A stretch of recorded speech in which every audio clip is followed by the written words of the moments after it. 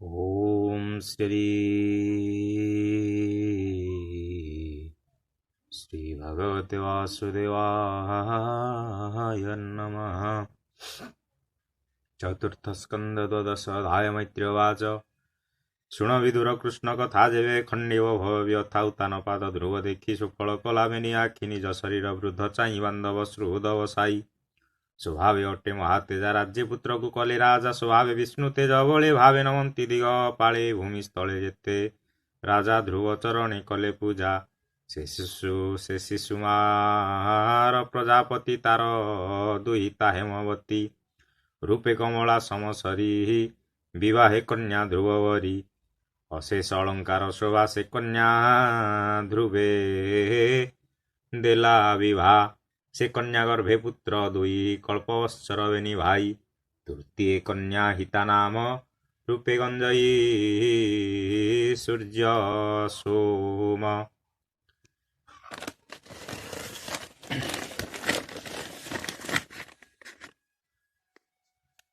ସ୍ୱଭାବେ ସମୀରଣ ସୁତା ସୁଗୁଣା ସୁନ୍ଦରୀ ସୁନିତା ତାର ଉଦରେ ଧ୍ରୁବ ବୀର୍ଯ୍ୟ ପୁତ୍ର ଜନ୍ମିଲା ମହାତେଜେ ଉତ୍କଳ ନାମେ ସେ କୁମର। ସ୍ୱଭାବେ ମହାଯୋଗେଶ୍ୱର ଧ୍ରୁବର କନିଷ୍ଠ ଉତ୍ତମ ରୂପେ ଭୁବନେ ନାହିଁ ସମ। ସ୍ୱଭାବେ ବୟେ ସେ କିଶୋର ବିଭାନ କଲେ ନୃପବର ସେ ଏକଦିନେ ଅଶ୍ଵେ ବସି ମୃଗୟା करे ବନେ ପଶି। ମିଳିଲା କୁବେର ଭୁବନେ ତାହାକୁ ଦେଖି ଗୁହ୍ୟ ଜନେ ବଳେ ରୁନ୍ଧିଲେ ଯୁଦ୍ଧ କରି ଅଶ୍ଵେ ଘେନିଲେ ତାକୁ ମାରି। ତା ଶୁଣି ତାହାର ଜନନୀ ବିକଳେ ପୁତ୍ର କଷ୍ଟ ଘେନି ବନ ନଳେ ଦେହ ଦେଲା ପିତୃ ବିଯୋଗେ ଦୁଃଖେ ମଲା। ସେ କଥା ଶୁଣି ଧ୍ରୁବ ଶୋକେ କମ୍ପିଲା ମାତୃ ଭାତୃ ଦୁଃଖେ ଜୟନ୍ତା ନାମେ ରଥେ ବସି। ସ୍ୱଭାବେ ଶୋଏ ରୂପରାଶି ଶୋକ ନଳେ କୋପ ଭରେ କଠୋର ଧନୁ ଧରି କରେ। କୁବେର କାନନେ ମିଳିଲା ଉଦଣ୍ଡେ ଶଙ୍ଖେ ନାଦ କଲା। ଜୀବନେ ରୁଦ୍ର ଅନୁଚରେ ବସନ୍ତି ନଦୀ ବନ ଘୋରେ। ହେମ ପର୍ବତ ଦ୍ରୋଣ ମଧ୍ୟେ ଗୁହ୍ୟକ ଦିଶନ୍ତି ଆନନ୍ଦେ। ସେବନେ ପଳେ ସେବନେ ବଳେ ପଶି ଧ୍ରୁବ ଉଦଣ୍ଡେ କଲା ଶଙ୍ଖରାବ। ଶବଦ ପୁରିଲା ଆକାଶେ ଗୁହ୍ୟକ ଗଣ ମହାରୋଷେ। ଧାଇଁଲେ ନାନା ଶସ୍ତ୍ର ଧରି ଚଳନ୍ତେ କମ୍ପେ ବସୁନ୍ଧରୀ। ଗୁହ୍ୟକ ଗଣେ ଧ୍ରୁବେ ଚାହିଁ ନିଜ କୋଦଣ୍ଡେ ଗୁଣ ଦେଇ। ଆକର୍ଣ୍ଣ ପର୍ଯ୍ୟନ୍ତ ଟାଣିଣ ବିନ୍ଧିଲେ ତିନି ତିନି ବାଣ। ଧ୍ରୁବର ତୀକ୍ଷ୍ଣ ବାଣ ଚଳେ ପଡ଼ିଲା ଗୁହ୍ୟକ କପାଳେ। ଗୁହ୍ୟକ ଗଣ ଦେଖି ତ୍ରାସେ ରଣେ ଭାଜିଲେ ବନ ଦେଶେ। ଅଦ୍ଭୁତ କର୍ମ ଦେଖି ତାର ବିଷ୍ଣୁର ତେଜେ ବଳିୟାର। କହନ୍ତି ଧନ୍ୟ ଧନ୍ୟ ବାଣୀ ଆନନ୍ଦେ ଦେବଲୋକେ ଶୁଣି। ସେ ବାଣୀ ଶୁଣି ଗୁହ୍ୟ ଗଣେ ପୁଣି ମିଳିଲେ ଘୋର ରଣେ। ପାଦ ମାରନ୍ତେ ଅହିଜହ୍ନେ ଧ୍ରୁବକୁ ଦେଖି କୋପ ମନେ। ଧ୍ରୁବର ରଥ ଆଗେ ରୁନ୍ଧି ଦ୍ୱିଗୁଣ ତୀକ୍ଷ୍ଣ ବାଣ ବିନ୍ଧି। ପରିଗାୟୁଧାୟୁଧେ ପାଶେ ତୁମରେ ସରଯୁଧେ। ଶକ୍ତି ରୁଷ୍ଟି ଭୂଷଣ୍ଡ ବାଣ ବେଗେ ବିନ୍ଧିଲେ ଗୁରୁ ଟାଣ।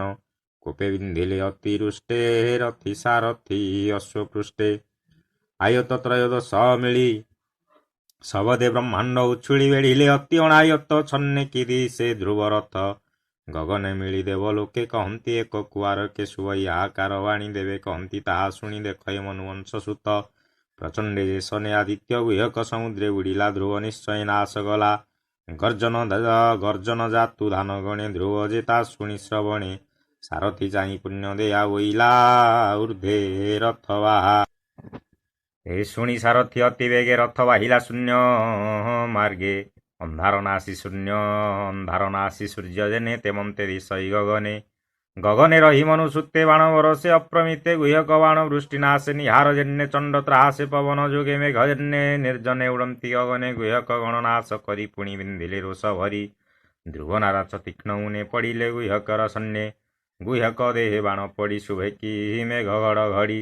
ସର୍ବେ ପଡ଼ିଲେ ଭୂମି ଗତେ ପର୍ବତ ଯେନେ ବଜ୍ରଘାତେ। ଶିରେ ଭେଦିଲା ଭଲ ଶସ୍ତ୍ର ବାଣ ବିନ୍ଧନ୍ତି ନିଜ ଗାତ୍ର। ମୁଣ୍ଡେ ପଡ଼ିଲେ ଭୂମିସ୍ଥଳ ବିରାଜେ କିରୀଟ କୁଣ୍ଡଳ। ହୃଦେ ବିରାଜେ ହେମହାର ବିରାଜେ ମୁଷ୍ଟିକ କେଉର। ଶସ୍ତ୍ର ସମୂହେ ସଜ୍ଜା କରି ବେଗେ ଶୋଇଲେ ପ୍ରାଣ ହାରି। ଯେବା ବଞ୍ଚିଣ ଗଲେ ରଣେ ଭୟ ଲୁଚିଲେ ଘୋର ବନେ ସିଂହର ତ୍ରାସେ। ଯେହ୍ନେ ମୃଗେ ଭୟେ ପଳାନ୍ତି ଦଶ ଦିଗେ। ଧ୍ରୁବ ଯେ ଦଶ ଦିଗ ଚାହିଁ ଦେଖଇ ରଣେ କେହି ନାହିଁ। କହେ ସାରଥି ମୁକ ଚାହିଁ ଏ ପୁରେ ହେ ପଶ ରଥ ବାହି। ଦହନ କରିବି ଅନଳେ ଯେବା ଅଛନ୍ତି ଗୁହ୍ୟ ବଳେ। ସର୍ବ ମାରିବି ଭାତୃ ଛଳେ ତୁ ଏବେ ରଥ ବାହା ବଳେ। ହେମନ୍ତ ଧ୍ରୁବ ବାକ୍ୟ ଶୁଣି ସାରଥି କହେ ମନେ ଗୁଣି ଗୁହ୍ୟକ ମାୟାର ପ୍ରମାଣେ ହେମନ୍ତ ଘୋରନାଦେ ଶୁଣେ ପ୍ରଳୟ କାଳେ ହେ ସିନ୍ଧୁ ଜେନେ ଲହରୀ ଉଛୁଳେ ଗଗନେ ପୁଣି ଦେଖଇ ଚାରିଦିଗେ ଧୂଳି ଉଡ଼ଇ ଶୂନ୍ୟ ମାର୍ଗେ ତକ୍ଷଣେ ଘୋରନାଦ କରି ମେଘ ସମୂହେ ଶୂନ୍ୟ ପୁରୀ ବିଜୁଳି ପ୍ରାୟ ବର୍ଣ୍ଣ ଦିଶେ ବଜ୍ର ଶବଦ ସଙ୍ଗେ ମିଶେ ଉଲ୍ଲୁକା ପଡ଼େ କୋଟି କୋଟି ରୁଧିର ସଙ୍ଗେ ଶିଳାବୃଷ୍ଟି ମୂତ୍ର ପୁରୀଶ ରେତ ତୁଲେ ଦୁର୍ଗନ୍ଧେ ଧରଣୀ ପୁରିଲେ କବନ୍ଧ ପଡ଼ିଲେ ଆକାଶୁ ଦିଗେ ପୁରିଲେ ଘୋର ପାଂଶୁ ନିର୍ଘାତ ଗଗନୁ ପଡ଼ନ୍ତି ଗଦା ପରି ପନ୍ତି ପନ୍ତି ମୁଷଳ ସଙ୍ଗେ ବଜ୍ର ପଡ଼ି ଘୋର ଶବଦ ଘଡ଼ଘଡ଼ି ସର୍ପେ ଧାମନ୍ତି ଫୁଫୁ କରି ଅନଳ ପ୍ରାୟ ଚକ୍ଷୁ ଧରି ଗଜେ ହେ ଧାମନ୍ତି ଶୁଣ୍ଡ ତୋଳି ସିଂହ ଶାର୍ଦୁଳ ସଙ୍ଗେ ମିଳି ତକ୍ଷଣେ ସିନ୍ଧୁ ଛୁଳିଲା ଲହରୀ ଗଗନେ ମିଳିଲା ଭୂମି ପଡ଼ିଲା ମହାଜଳେ ପ୍ରଚଣ୍ଡ ପବନ ଉଲ୍ଲୋଳେ କଳ୍ପାନ୍ତେ ଘୋରନାଦ ଜେହ୍ନେ ଶବଦ ପୁରିଲା ଗଗନେ ମନ୍ତେ ନାନା ମାୟା କରି ଗୁହ୍ୟକ ସଂଗ୍ରାମ ଆବୋରି ମିଳିଲେ ନାନା ଶସ୍ତ୍ର ଘେନି ଶବଦେ କମ୍ପିଲା ମେଦିନୀ ଧ୍ରୁବ ଉପରେ ମାୟା କରି ଗୁହ୍ୟକ ସର୍ଜିଲେ ଆବୋରି ଗୁହ୍ୟକ ମାୟା ଦେଖିବେ गे ମୁନି ମିଳିଲେ ଧ୍ରୁବ ଆଗେ କଲ୍ୟାଣ ହସ୍ତେ ଅଗ୍ରତେ ହିଁ କହନ୍ତି ଧ୍ରୁବ ମୁଖ ଚାହିଁ ମୁଁ ନୟଉଛୁ ଶୁଣ ହେଉତାନ କୁମର ତୋତେ ପ୍ରସନ୍ନ ଚକ୍ରଧର ଯେ ହରି ଭବ ଭୟ ନାଶେ ଆମ୍ଭେ ତ ଦେଖିଲୁ ତୋ ପାଶେ ଯା ନାମ ଗାଇ ଅନ୍ତ କାଳେ ମୃତ୍ୟୁ ତରନ୍ତି ପ୍ରାଣୀ ହେଳେ ସେ ହରି ପାଦେ ତୁ ସୁମର ଗୁହ୍ୟକ ମାୟାକୁ ସଂହର ହେମନ୍ତ ମୁନି ବାକ୍ୟ ବଳେ ରଥ ତୋଳି ନ ଅନ୍ତରାଳେ ସୁଜନେ ଶୁଣ ହରି କଥା ହରି ନ ସହେ ଭୃତ୍ୟ ବ୍ୟଥା ସେ ହରିଯଶ ହୃଦେ ଚିନ୍ତି କହିଲା ସେ ହରିଯଶ ହୃଦେ ଚିନ୍ତ କହି ଦାସ ଜଗନ୍ନାଥ ଇତି ଶ୍ରୀମ ଭାଗବତେ ମହାପୁରାଣେ ପରମହଂସ ସହିତାୟମ୍ भयासिकं चतुर्थस्कन्धे गुह्यकमाया युद्धकरणे नाम द्वादशोऽध्यायः नमः श्रीकृष्णाय नमः गोविन्दाय नमः श्री गोपीजनवल्लभाय नमः ॐ देवकीनन्दनाय विद्महे वासुदेवाय धीमहि तन्नो कृष्ण प्रचोदयात् नमः।